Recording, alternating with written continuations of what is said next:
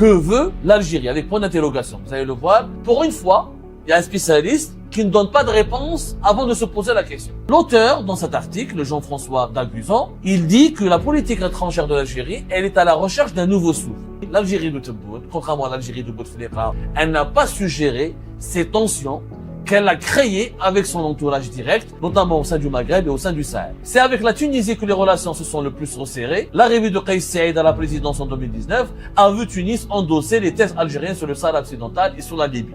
Donc c'est ça l'erreur de Tebboune. On a construit une alliance qu'avec la Tunisie, qui n'est pas le pays stratégique. Mais quand la question française rejoint la question marocaine, comme avec la dernière déclaration française sur le Sahel occidental, la situation devient explosive à Alger. Donc c'est contradictoire. Si t'as pas besoin de la France, alors pourquoi tu enclenches un conflit avec la France parce qu'elle est proche du Maroc? Tu tournes la page et tu te rapproches d'autres pays, d'autres partenaires. Jusqu'à quand tu vas faire la guerre à ton voisin? Jusqu'à quand? Jusqu'à quand on va menacer les Marocains et les Marocains vont nous menacer? À un moment donné, tu as une diplomatie, tu négocies un accord. On va dépenser des milliards en achetant des armes et après, ça réglera pas le problème. Que veut l'Algérie? Avec point d'interrogation. Vous allez le voir, le texte qui va défiler à mes côtés. Pour une fois, il y a un spécialiste qui ne donne pas de réponse avant de se poser la question. Généralement, quand on parle de l'Algérie, tout le monde juge. Ou il y a les partisans du régime algérien qui nous disent que le régime algérien c'est le plus fort, c'est le meilleur. Tebboune il est beau, c'est Che Guevara, Ouali Boumediene, c'est le plus grand, c'est mieux que Fidel Castro et tout le monde, l'Algérie c'est la Mecque des révolutionnaires, le discours avec dithyrambique élogieux qui ne colle pas à la réalité. Ou vous avez généralement les adversaires de l'Algérie. Ah, l'Algérie c'est un pays pourri, c'est un pays de malheur, c'est un pays dangereux, c'est un pays arriéré. On n'a jamais eu, on a toujours été pris en otage entre ces deux visions manichéennes. Vision manichéenne, c'est-à-dire ou le bien ou le mal. Il n'y a pas eu de troisième voie. Il y a une troisième voie, il y a des chercheurs sérieux, des universitaires qui ne jugent pas, qui essaient de comprendre, qui évaluent au lieu de juger. Que veut l'Algérie? Alors, l'auteur, dans cet article, Jean-François Daguzan, il dit que la politique étrangère de l'Algérie, elle est à la recherche d'un nouveau souffle. L'Algérie moderne, je lis, a 63 ans d'existence. Le pays a d'abord développé une politique étrangère exceptionnelle au regard de son poids. De guerre civile en période de léthargie, cette politique figée dans l'image d'un passé révolu semble faire du surplace, alors que le monde redistribue les cartes stratégiques à marche forcée. Donc il va nous expliquer ces 6 pages, très bien écrites, avec des dates, avec des faits, etc. Le problème de l'Algérie, et j'ai trouvé vraiment cette lecture très lucide, sans jugement de valeur, sans être très négatif. Il dit que l'Algérie, elle a une grande histoire, c'est un grand pays, ça ne peut être qu'un grand pays. Mais malheureusement, il y a des dirigeants qui font du surplace et parce qu'ils ne s'adaptent pas aux évolutions du monde. Le monde, il redistribue ses cartes à marche forcée, alors que les dirigeants algériens sont toujours figés dans une certaine vision qui est arriérée du monde. Je vous lis quelques passages. Par exemple, quand il parle de l'arrivée au pouvoir d'Abdelmajid Tebboune, le 12 décembre 2019, Abdelmajid Tebboune devient président de la République algérienne. Son élection clôture la période de trouble qui a prévalu de la destitution de Bouteflika à la mort du général Gaïd Salah, ancien homme fort du régime. Le nouveau chef d'état-major des armées, Saïd Chengriha, redessine avec le président la nouvelle architecture de pouvoir. Une nouvelle constitution est adoptée par référendum le 1er novembre 2020. Pour retrouver une visibilité extérieure face à un environnement chamboulé, l'Algérie se replie sur ses fondamentaux. Avec les superpuissances, l'Algérie poursuit plutôt son jeu d'équilibre, échange économique renforcé avec Pékin, coopération antiterroriste avec Washington, avec qui un nouvel accord est signé le 22 janvier 2025, relations méfiantes avec l'Union européenne, achat d'armes massives à la Russie, échange économique. Elle s'attache également à relancer son influence sur les organisations internationales comme la Ligue arabe ou l'Union africaine. Mais les dissensions sont profondes avec la première et son influence a baissé dans la seconde. Les résultats pour les Algériens sont-ils donc à la hauteur? Vous voyez comment il se pose des questions? Il commence bien, il donne des points positifs pour l'Algérie, il explique les atouts du pays, ensuite il explique pourquoi ça ne marche pas en ce moment. Pourquoi ça ne marche pas en ce moment? Parce que l'Algérie, elle a des conflits, elle a nourri l'Algérie de Tebboune, contrairement à l'Algérie de Bouteflika ou l'Algérie de Ouali Boumediene ou de Chedi Bejdid, elle n'a pas suggéré ces tensions qu'elle a créées avec son entourage direct, notamment au sein du Maghreb et au sein du Sahel. Par exemple, sur le Sahel. Le Sahel a toujours été perçu par Alger comme une arrière-cour à surveiller, sinon à contrôler. La variable des groupes terroristes pesant également lourd. En dépit du départ de la France, Alger a dû déchanter sur sa capacité à agir sur cette zone complexe. Les relations avec le Mali, le Niger et le Burkina Faso sont devenues exécrables. Et l'armée russe et ses milices semblent faire peu de cas de l'allié algérien. En Libye, Alger a déployé ses efforts pour bloquer l'influence du Maroc. Ce dernier soutenant le maréchal Haftar, Alger soutient le gouvernement officiel de Tripoli.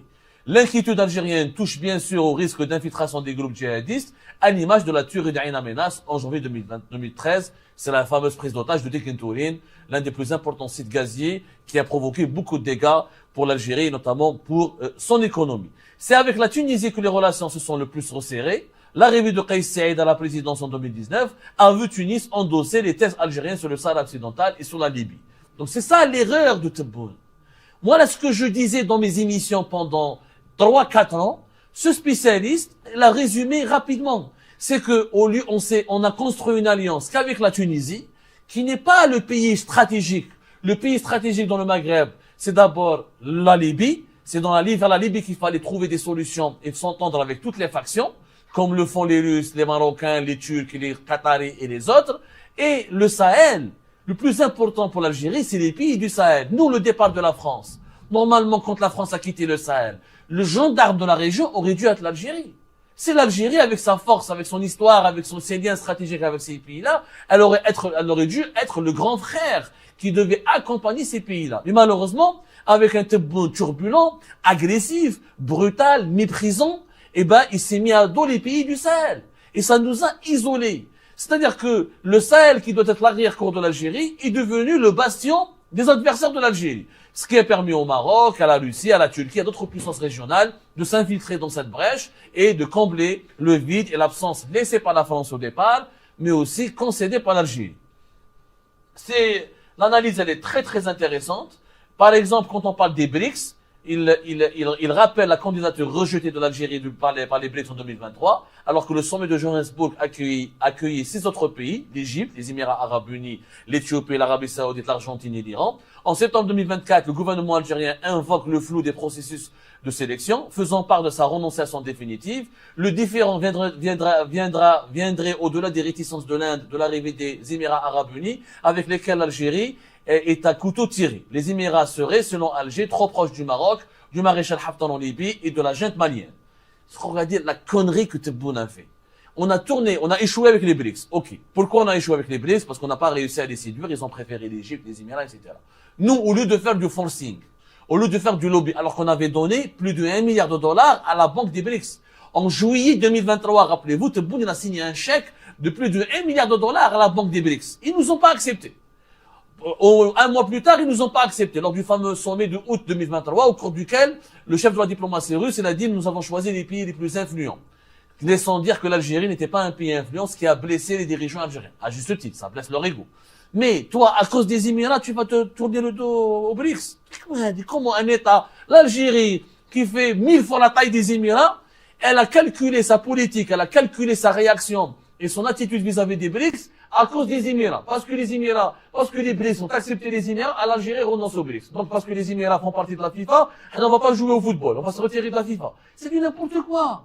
Ça a été des erreurs stratégiques que ni aucun président algérien avant Tebboune n'aurait pu commettre. On a échoué lors du premier test, il fallait faire du lobbying, insister, etc.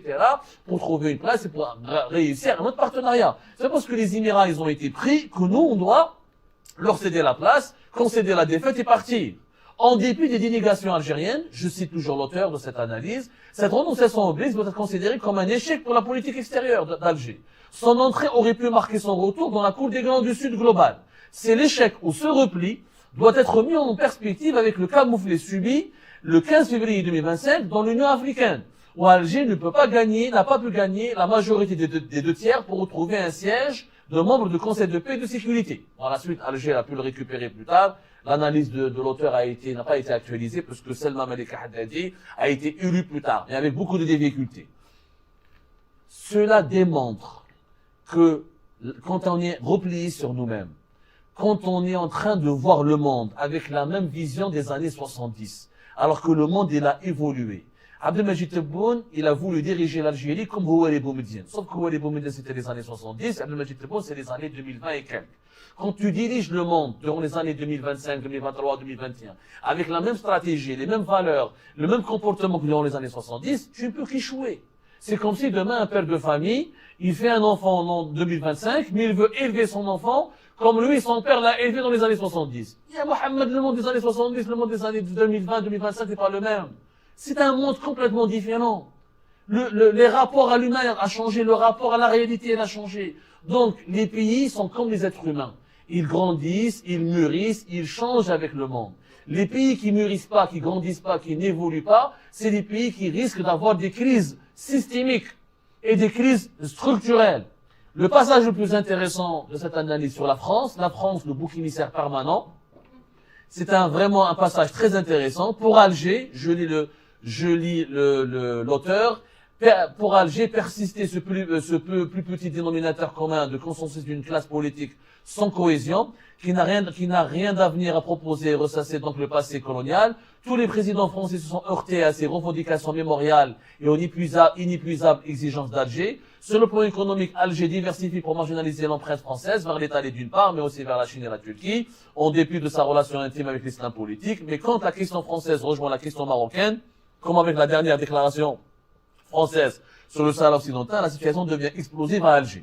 Donc nous, d'un côté, on dit qu'on n'a pas besoin de la France, on veut aller vers d'autres pays, mais quand la France elle soutient le Maroc, on devient irritable, on s'irrite, on s'énerve, etc. Donc c'est contradictoire. Si t'as pas besoin de la France, alors pourquoi tu enclenches un conflit avec la France parce qu'elle est proche du Maroc? Tu tournes la page et tu te rapproches d'autres pays, d'autres partenaires. Il y a plein de contradictions.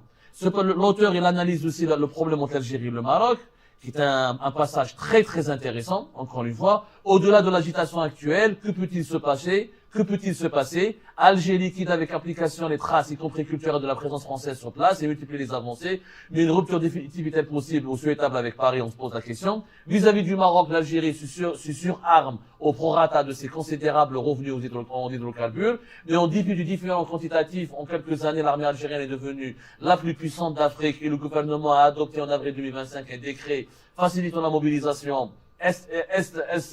Est-elle prête à un conflit incertain? À moyen terme, ses positions à la fois diplomatiques et militaires semblent mener à une impasse. Parce que jusqu'à quand tu vas faire la guerre à ton voisin? Jusqu'à quand on va menacer les Marocains et les Marocains vont nous menacer? À un moment donné, tu as une diplomatie, tu négocies un accord, tu proposes des solutions. Il y a un problème, il y a une solution. S'il n'y a pas de solution, c'est que le problème n'existe pas. Donc cette solution, elle est dans l'impasse. On va dépenser des milliards en achetant des armes, et après, ça ne réglera pas le problème. Et là, le passage le plus intéressant. Franchement, lisez cela et relisez cela. Si l'on regarde, regardez bien, si l'on regarde les produits intérieurs bruts par habitant, respectifs de la Corée du Sud et de l'Algérie, ils sont quasi similaires jusqu'en 1990. Et en 2023, il est de 33 893 € en Corée du Sud et 4 983 € en Algérie. Pourtant, l'Algérie est un des exportateurs majeurs de gaz naturel. Comparaison n'est pas raison, mais rester figé sur un modèle obsolète de développement amène des conséquences dans tous les domaines. C'est un exemple important à comprendre. Est-ce que vous savez que, il a raison de le dire, cet expert, en 1990, avant la décennie noire, une année avant les événements de la décennie noire, l'Algérie et la Corée du Sud, c'était le même niveau de vie. Encore, les Algériens avaient pratiquement plus d'argent que les Coréens du Sud, que les Sud-Coréens. La Corée du Sud, le pays de Samsung, de Hyundai, de Daewoo, de Kia, on était pratiquement aussi plus riches qu'eux. Similaires. En 2023, calculé, c'est-à-dire 33 ans plus tard, la Corée du Sud, elle est pratiquement presque 8 à 9 fois plus riche que l'Algérie. 9 à 8 fois plus riche que l'Algérie. Alors que eux, ils n'ont pas de pétrole, ils n'ont pas de gaz, et que nous avons énormément de richesses. Et pourquoi la leçon de cette comparaison? C'est que les dirigeants algériens, ils ont adopté le même modèle de gestion du pays depuis les années 70 jusqu'à aujourd'hui. Alors que la Corée du Sud, elle s'est adaptée aux mutations du monde. Elle a fait des réformes, elle s'est démocratisée, parce qu'en Corée du Sud, il y avait une dictature militaire. Ils se sont démocratisés, ils ont accepté la liberté d'expression, ils ont changé leur économie, ils ont fait des réformes, ils se sont ouverts au monde, ils ont accueilli des investissements étrangers.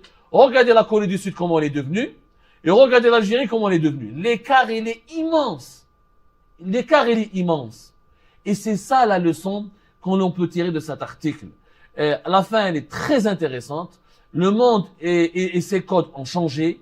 Les hiérarchies ont été bousculées. Les pays du Golfe et la Turquie sont devenus des acteurs majeurs quand l'Algérie faisait du surplace. Les États-Unis se tournent vers l'Asie. La Chine se veut globale. Pour remettre l'Algérie au niveau des acteurs qui comptent, il lui faut innover et se libérer des fantômes du passé. Innover et se libérer du fantôme du passé. Ça, c'est vraiment important, mais je pense pas que Tebboune à 80 ans ou Shengri à 80 ans, ils pourront comprendre ces vérités ou ces constats-là. Tant qu'on ne va pas innover, si on ne va pas faire comme la Corée du Sud, qui a innové et qui s'est libérée de son fantôme, parce que la Corée du Sud, ils ont eu une guerre. Pire que nous, on parle de la décennie noire. La Corée du Sud, dans les années 50, il y avait eu une guerre où le pays s'était divisé en deux. Aujourd'hui, la Corée du Sud, elle est ce qu'on connaît aujourd'hui, le pays de Samsung, encore une fois, de l'intelligence artificielle, de la modernité et des usines robotisées. Quant à l'Algérie, on parle toujours des fantômes du passé, la guerre, la théorie du complot, la main extérieure, Takhabur, l'intelligence avec puissance étrangère, on a Darbouk, etc. Jusqu'à quand ça va durer? C'est malheureusement un immense gâchis. Et ben c'est la fin de cette vidéo les amis, je vous remercie comme d'habitude pour avoir suivi jusqu'à la fin.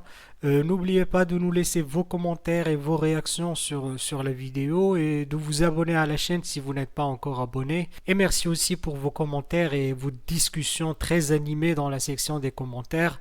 Donc, vous n'oubliez jamais de décortiquer bien un sujet sur tous les points qui ont été abordés dans la vidéo et ça fait vraiment plaisir moi-même je ne fais pas de commentaires, je m'appuie sur vous pour que vous puissiez bien expliquer les choses et en faire des discussions civilisées et dans tout le respect possible. Donc voilà, merci beaucoup et à la prochaine dans une nouvelle vidéo. Au revoir.